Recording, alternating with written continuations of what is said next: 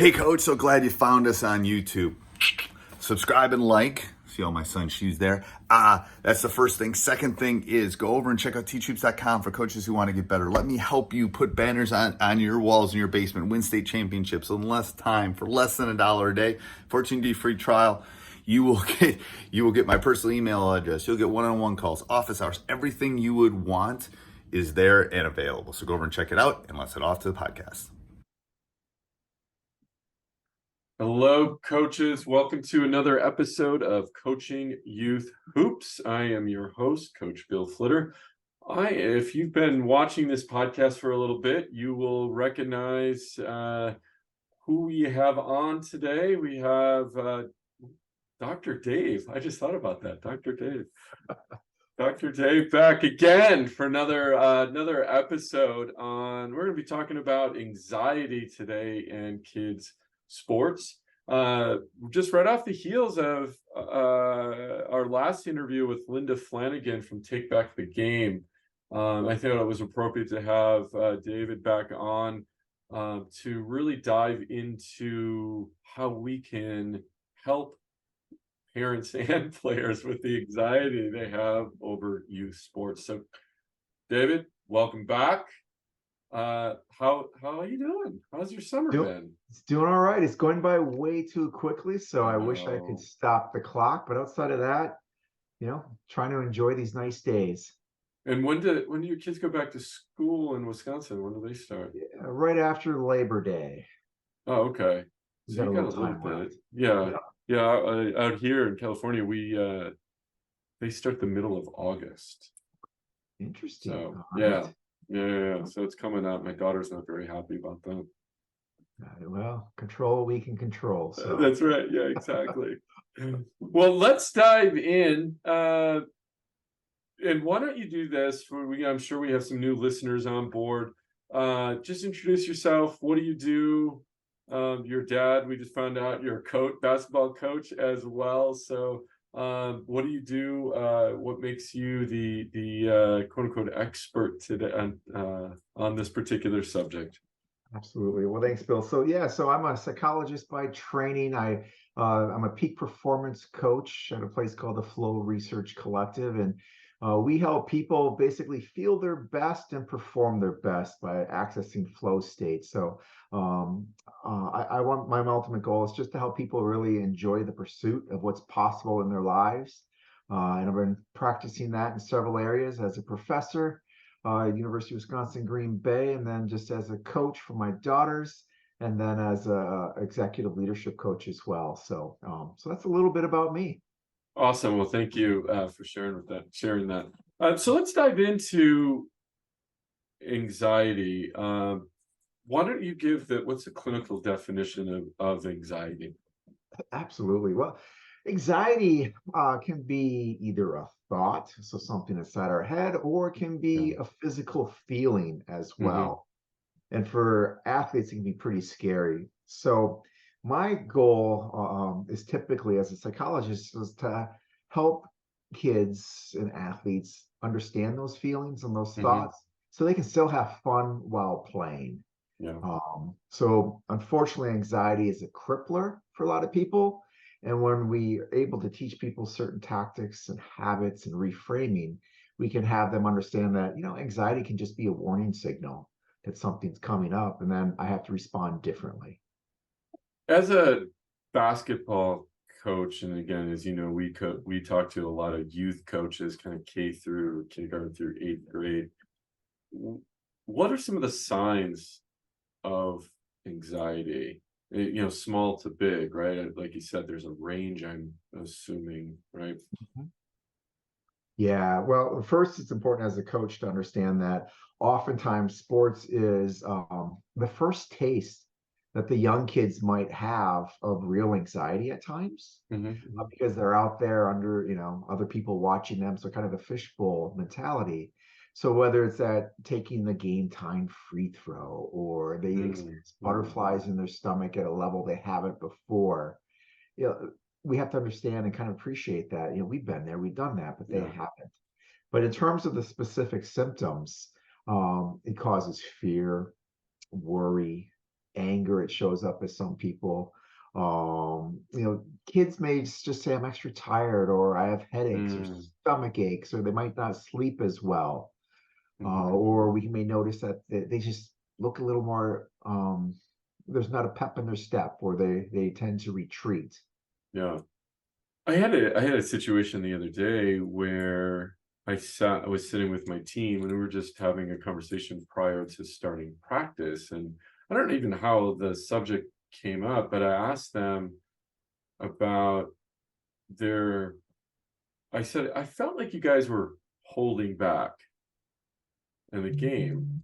And their response was, yeah, I think you're right. I think we were. And we were afraid of making a mistake.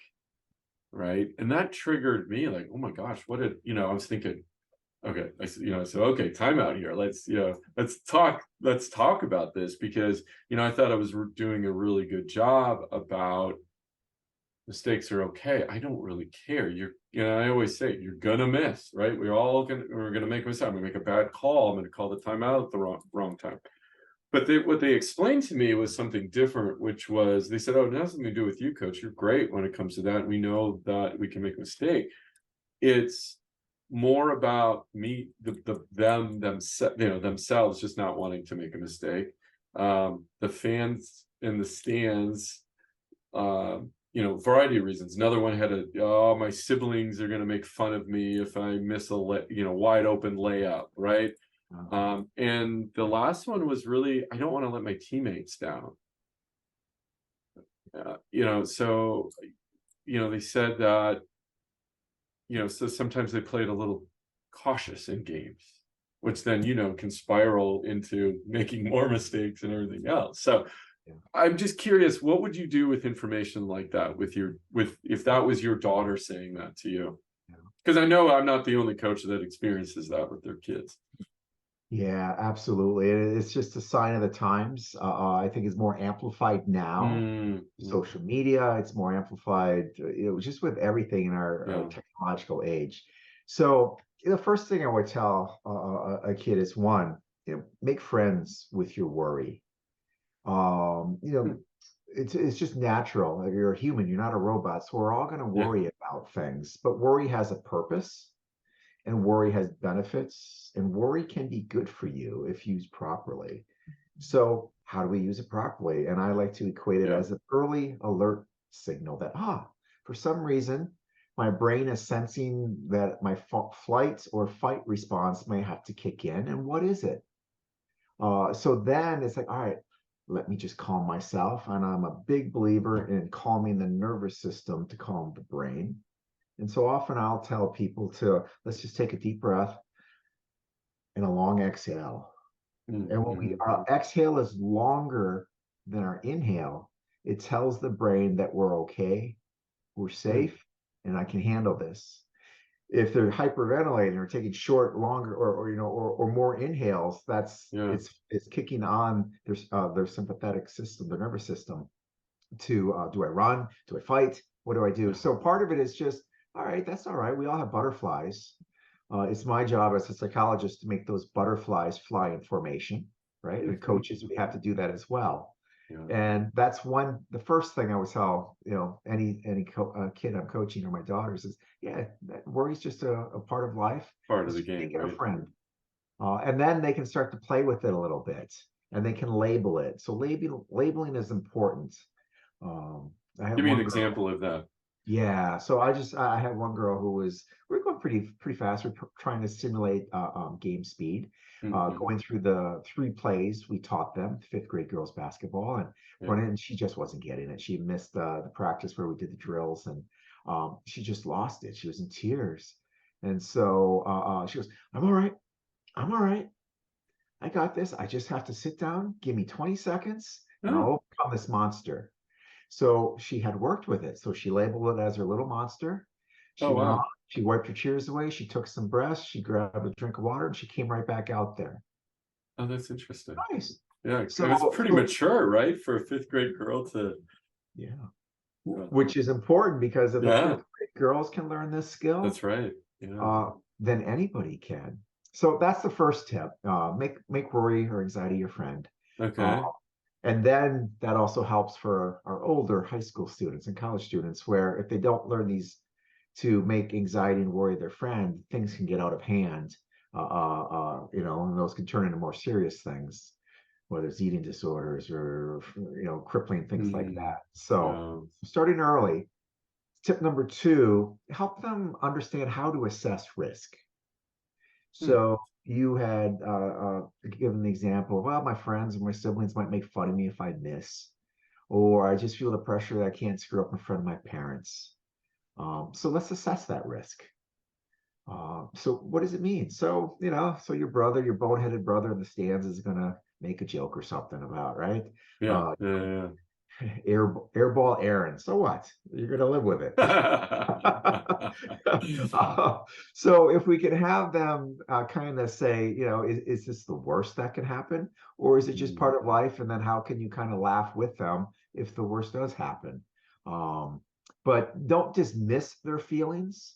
Have them assess the risk of those feelings or those thoughts. Otherwise, they have to be in the driver's seat in terms of assessing the risk. We can kind of guide them. mm, mhm. Um, and then the third thing I would say is reframing their thoughts. Okay. So let's say they miss air ball on a free throw. Yeah. So the anxious child would say, "Oh, I'm going to quit. I'm the worst ever. I'm the Mm, laughing stock." Now let's reframe that. You're actually on the court. They're sitting in the stands. You're out here doing it. Good for you. yeah. Instead of reframing it, what's wrong with me? Let's reframe it. Celebrate you for lacing up the sneakers, for getting out here, showing great teamwork, great hustle. So reframing is a powerful tool that a lot of kids need training with, even adults do. But, uh, Yeah. but but reframing, I think, is a powerful way to do it. And then a golden antidote to anxiety is the growth mindset. Yeah. So, what can we as coaches do to promote the growth mindset? And if I had a nickel for every time I yelled yet after what a student said, I'd be rich on an island somewhere. So, I can't make that free throw yet. Yeah. I Yes. can't guard that person Yeah. yet. So, how do we just reinforce it? And that three-letter word is one of the most powerful words we can use as a coach for that growth mindset. Yeah. No, that's a really good one. I my players know I don't allow the word can't in practice. Now, I don't know if that's good or bad, or they may need counseling when they get a little bit older. But they then always follow up with the yet statement. Oh, yeah, that's right. I can't do it yet. I'm working on it now. That's why I'm here, right? Some sort of phrase like that, right? And I think this is really important because your mind doesn't know if you know, your mind hears you and it's going to say, oh, yeah, that's right. You can't do that. So, you're going to fail. So one of the things, I've talked about this several times on the podcast too, is, I came up with this red dot framework and we physically put a red dot on in between your index finger and your thumb. And that I want them to get used to, and they push it when, oh, I just messed up. Okay, just push the red dot, just do a reset. And that's what I want them to trigger, like, because it's quick, it's in a game situation, you're running, you don't got time to sit there and breathe, right? As much as I would love to, have them, hey, can we take a breath time out here real quick, right? Um, so anyway, yeah, we came up with our own little trigger or reset. I had another player, she's a high school player of mine. You know what she does? At the free throw line, she grounds herself by she squats. So she squats and touches the bottom of her shoes. And in her mind, that grounds her. Like it just, gets her ready to shoot the free throw. I'm like, oh, okay, I like that. That's, at least you're doing something. No, that's great. Yeah, we tried to teach athletes kind of micro routines or Okay. habits. Yeah. And that's exactly what that is. So if you have 3 to 5 seconds at the free throw line before the ref throws the ball to you, do a micro routine. Hmm. Baseball players do it all the time. So if you see them staring off I can bet that 7 out of 10 are staring at the top of the foul pole line, the foul pole out in the Yeah. left field. So that they're just fixating on the points. They're probably Okay. visualizing success. They're probably working on their breath, and some may add on a mantra as well. And what that micro routine does is it shortens the space where anxiety can creep in. And so if you fill that space with positive self-talk, with visualization, perhaps there might not always Yep. be time, but I'm a big fan of breath work. We see all the Me time too. professional athletes Yeah. use it, just a quick breath. Those micro routines are a great way to help overcome anxiety because you're preoccupying your mind. You're reducing the space of free thoughts and let the bad voice, the anxious voice come in. I had another athlete, professional athlete, actually. She came to train at a camp that I was doing, and one of the things that she does, we always hear talk, talk, talk, right? As a coach, where I say you got to talk, right? Uh, she talks herself on offense when she's about to take a shot, and she says, "Oh my gosh, what does she say?" She talks about her feet. She goes, "It's basically you can come up with anything. You can go 1, 2, and that's how her feet touch the ground." She literally says that to herself, 1, 2, because what it does is it allows her to take a quick breath before that shot, right? And it's real quick, right? Obviously, it has to because you're in a basketball game, you got to get the shot off quick. Yeah. This is a person that had played, at Division I level. So yeah, I thought that was good. I heard another one on another podcast, and and maybe this specifically. There's studies done on counting backwards: 5, 4, 3, 2, 1. And I haven't looked that up yet on the studies of that. But have you heard of that one? Because Yeah. that's micro 1, 2, right? It's another one, real quick. Yeah. Yeah. So I'll have athletes sometimes. I don't use this one all the time, but I will tell athletes count backwards by 7, starting at 103. Go. And then it preoccupies their mind because Oh, it's fun to interesting. do. So the 5, 4, 3, 2, 1, I can do that without even thinking. So I try to add a little bit of cognitive complexity in there where they have to think, and it takes their mind off it. So part of it is giving your mind something to chase that's in a positive way, so that it Okay. doesn't go down the negative hole, the anxious rabbit hole. Yeah, that totally makes sense. And I think that's important for us coaches to talk about some of these micro routines with our kids, especially those ones where that they're feeling it, right? You can see it.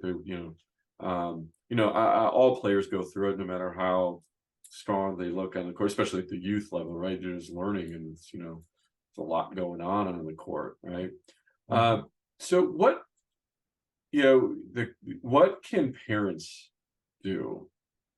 And I'm also talking not only, they are a contributing factor to the level of anxiety. Just having them sit in the stands, and there's some obvious things. The dad yelling, "You should have made that free throw," right? Yelling out, right?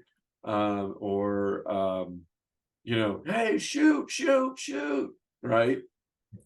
That type of thing. And all the way down to, now it's the dreaded car ride home, right? What do we, what are some tools there? And then, of course, down to, I wasn't at the game, right? The athlete comes home, tell me about the game, right? But a lot of times, what do they do in basketball? How many points did you score, right? I don't think that's the right question to ask, but that's my opinion. So love for you to kind of dive into what can parents do? Yeah, I guess first and foremost is just relax. We had our heyday. It's our kids, so stop living vicariously through our kids. So obviously every parent wants the best for their child, but where I find a disconnect often in a couple areas. One is just different expectations. So as parents, we should level set that only a small percentage get to go on and play college, and a micro percentage of that get to go play professional sports. So look at a more balanced dashboard of what success looks like for your child in the sport. So Is it building grit? Is it building confidence? Is it maintaining friendships that can last? Is it learning how to be coachable by a different adult that's not you? Is it learning to pick themselves up after failure, and can they bounce back? Those are the lessons that matter the Yeah. most.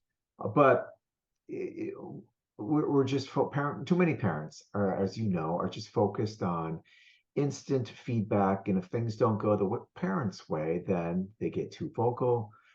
Some are just downright nasty. So that's what I would say to start there. So what's a game plan? Pre-game talk.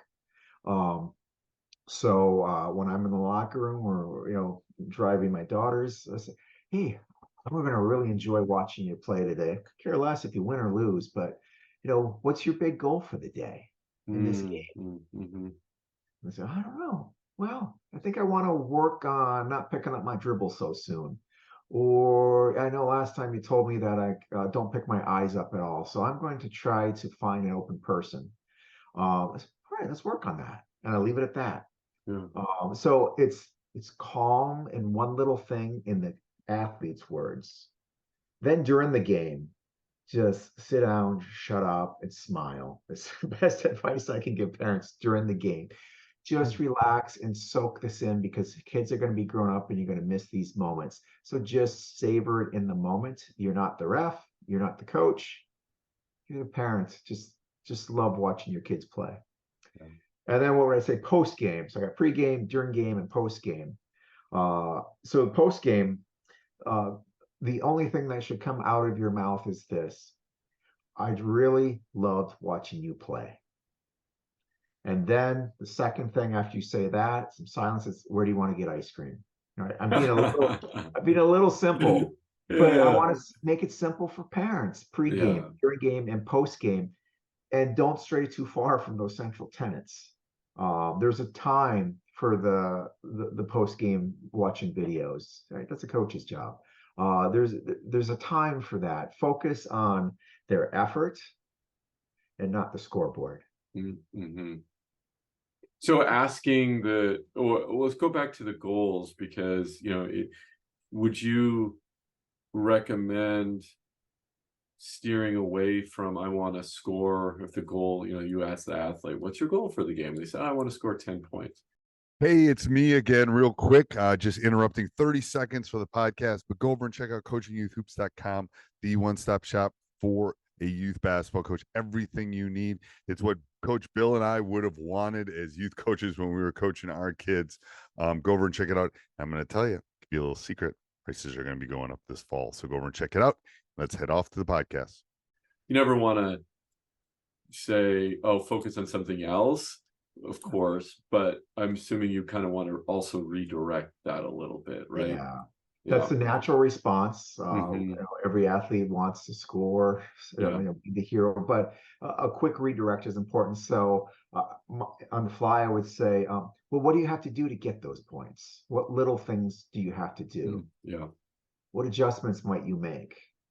And then if they keep going down that path, well, then I want 12 rebounds.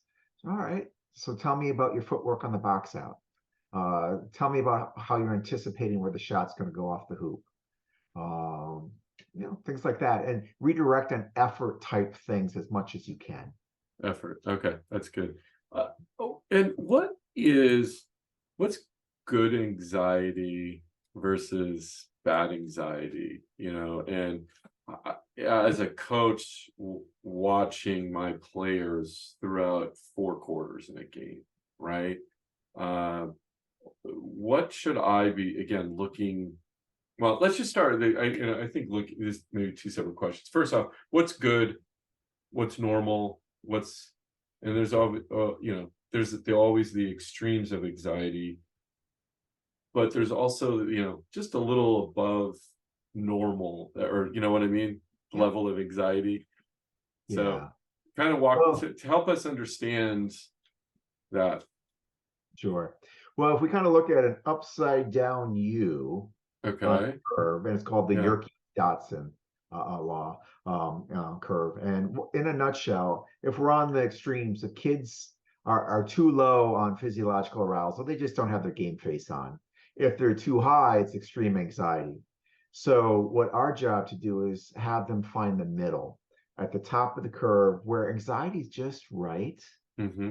A little bit, a few butterflies, a little bit of nervousness, a little bit of excitement, where they can stretch themselves. Again, that's where the anxiety is positive, that U stress, they call it EU stress, uh, um, versus the crippling side. Extreme anxiety is crippling. People have Mm-hmm. lower goals. They give up quicker in the face of failure. They don't come up with different strategies, and they perform worse. So extreme anxiety, by all performance metrics, is bad. Mm-hmm. But Mm-hmm. we have to get ourselves up. So coaches should do that and monitor it. I see too many coaches playing at the extreme, so maybe they don't get the right physiological arousal or game face on, and then Yeah. some overdo it. Yeah. And so it's a constant shifting up and down. You and I certainly remember the old stick shifts, right? They don't make too Yeah. many anymore. Yeah. But Yeah. in terms of the anxiety and arousal, we have to shift up and we have to shift down, perhaps throughout the game. And it's our job as coaches to kind of have our hand on the shifter and the clutch, our foot on the clutch. And we have to make those adjustments, sometimes up, sometimes down. It is not just pregame and halftime. Mm-hmm. Mm-hmm. And that's how we can get more real-time positive and positive stress, eustress in our athletes, as opposed to it just compounding, and builds up into something that's negative. I've had a player who she would come into a game and airball her first 3 or 4 baskets. And it was just like clockwork. And, you know, and I know how bad she felt about it, right? I know what's going through her head at that point. And, not once did I say, stop shooting, or, hey, make sure she doesn't get never said that. She's got to shoot out of it, right?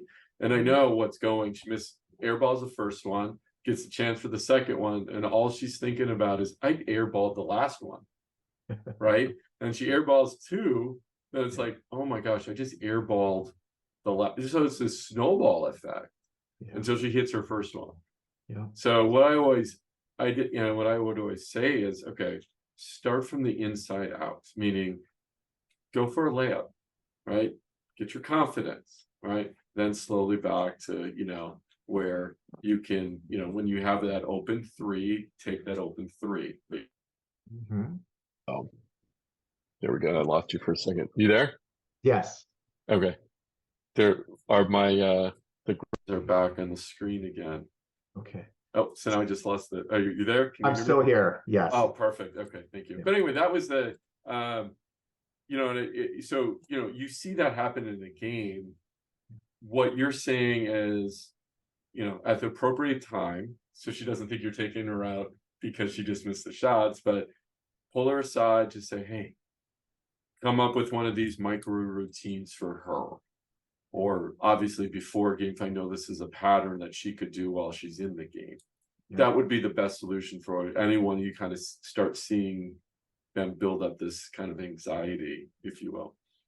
Yeah, it starts earlier than the game, obviously. It starts in practice. Yeah, right. So the muscle memory has to be there. So how can we get those repetitions? So can you simulate the start of the game for this athlete as much as possible? So pipe in some music, have the teammates maybe double guard her, and everybody's excited. Make sure the lights are bright. In practice, sometimes you may not turn them all on. And try to simulate that, and then reward the positive when she makes it in practice. Hey, great job. I like your footwork. I like the follow through. You actually bent through.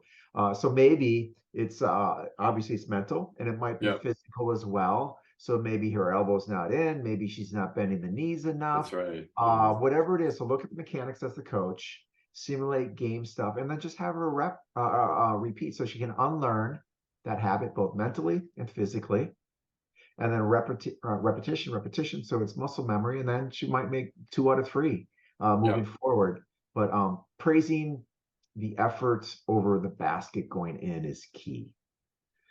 Yeah. And then just practically just make sure everybody's crashing the boards when she shoots right out of the gate, right? As a coaching Yeah, strategy.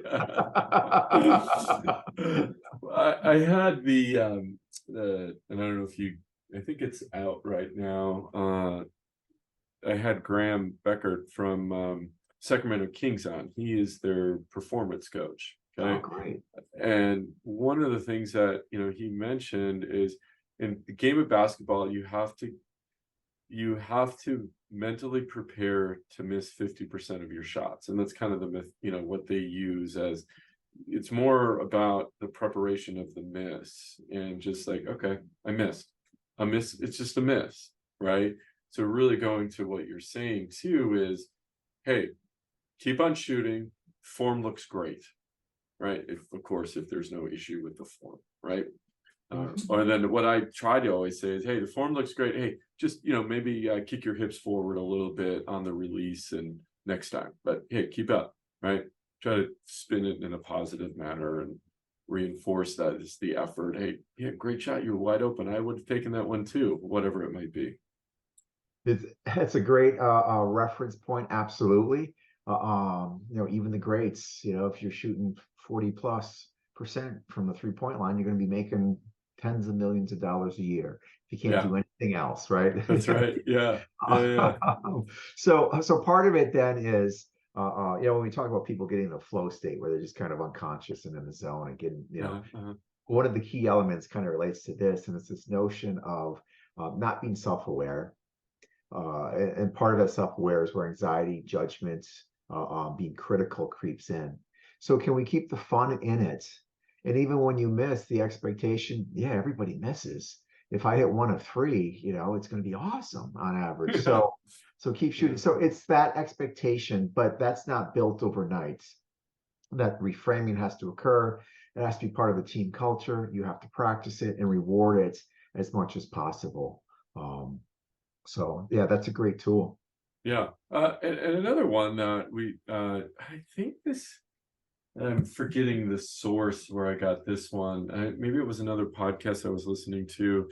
They were talking about the mental side of the game as well, and Bo Jackson's approach. And he said, oh, Bo, I forget the setup of this, but Bo Jackson said, I never played a down of football. I never played a minute of football. And whoever he was talking to is like, what do you mean I never played? He goes, yeah, Bo Jackson never played a down of football. His alter ego did. And he had a name for his alter ego, right? And he said, yo, that guy was the tough guy. That guy wanted to rip your head off. And he wanted, he was the guy that was playing football. And then, as soon as the game was over, Bo returned, right? And I thought, oh, that's interesting. Like you said, you're just kind of unconscious. You're different. I don't know how you feel about that approach. Maybe it takes a while for an athlete to get there. Yeah.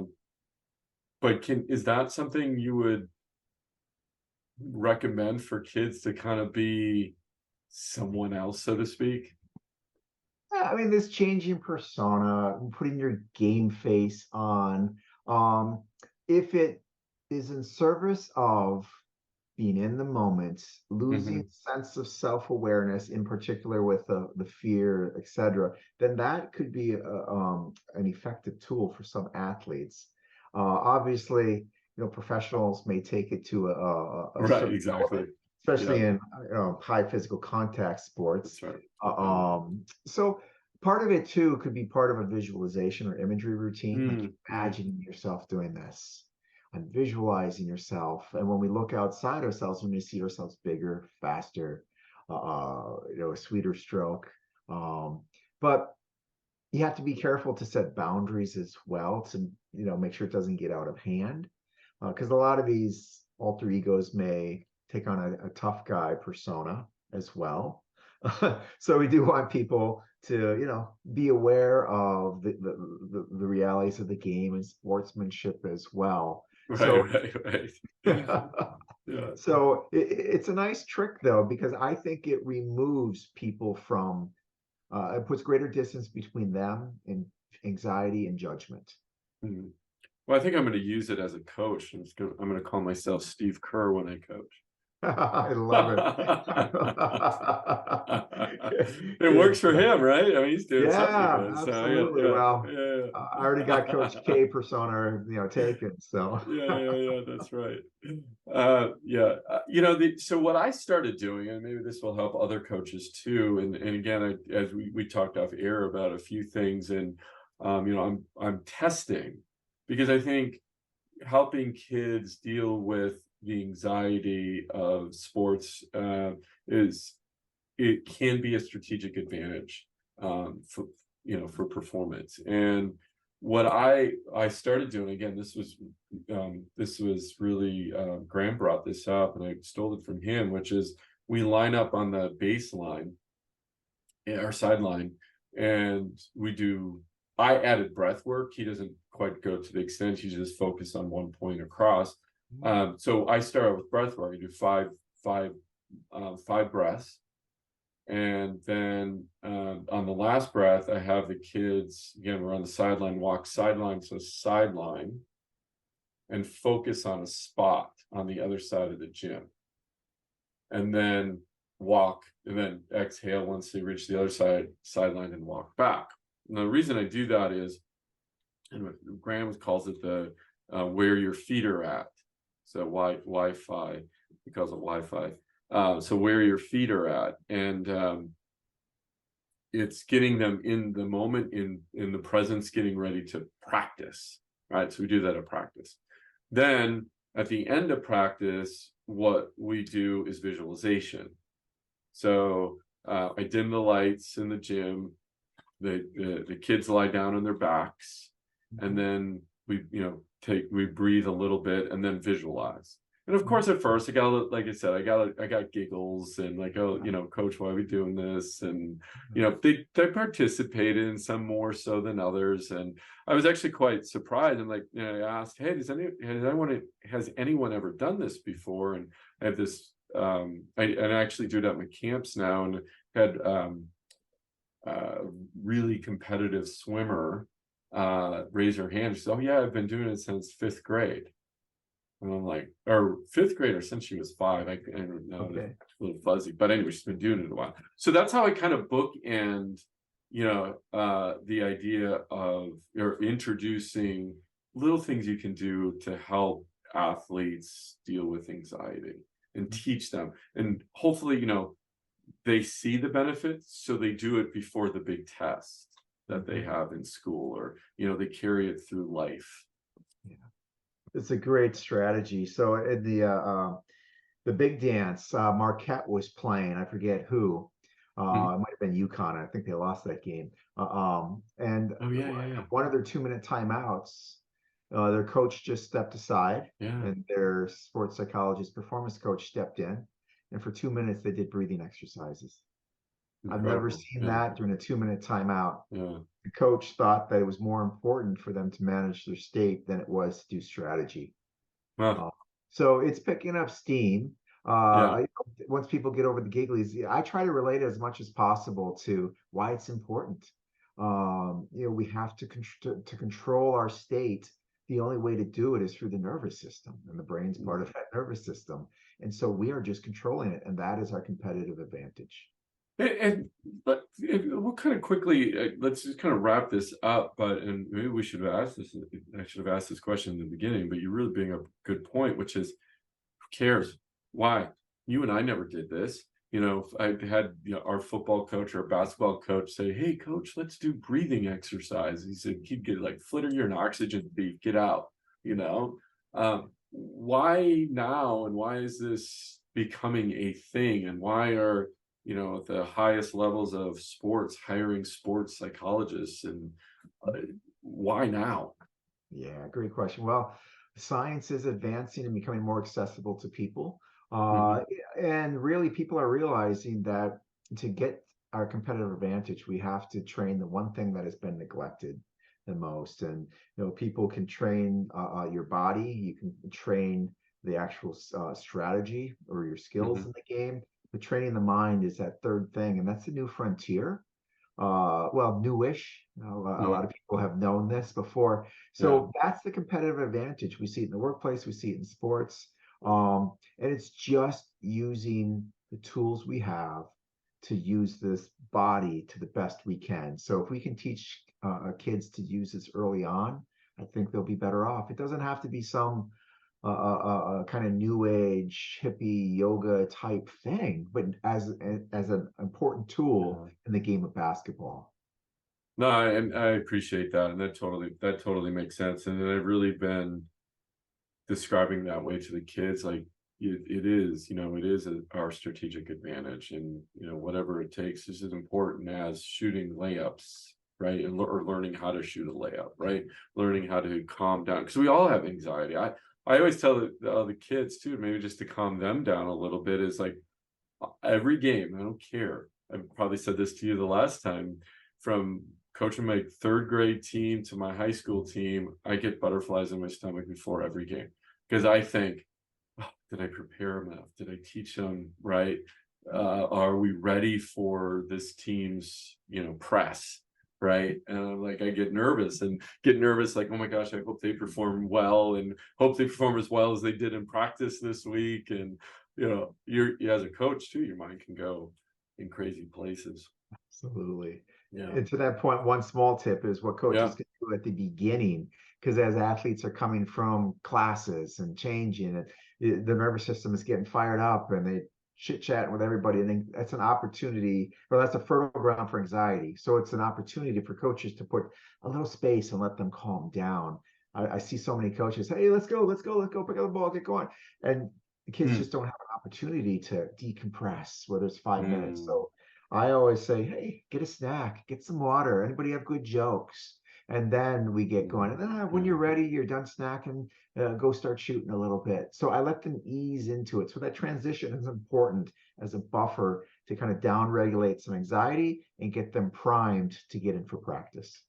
No, that's a good advice. Yeah, I do something similar, which is at least in the summer, because a little bit easier, a little bit more flexible schedules, is I have my team show up an hour before the game time. And I do that knowing that some of them will show up a half an hour before the game time.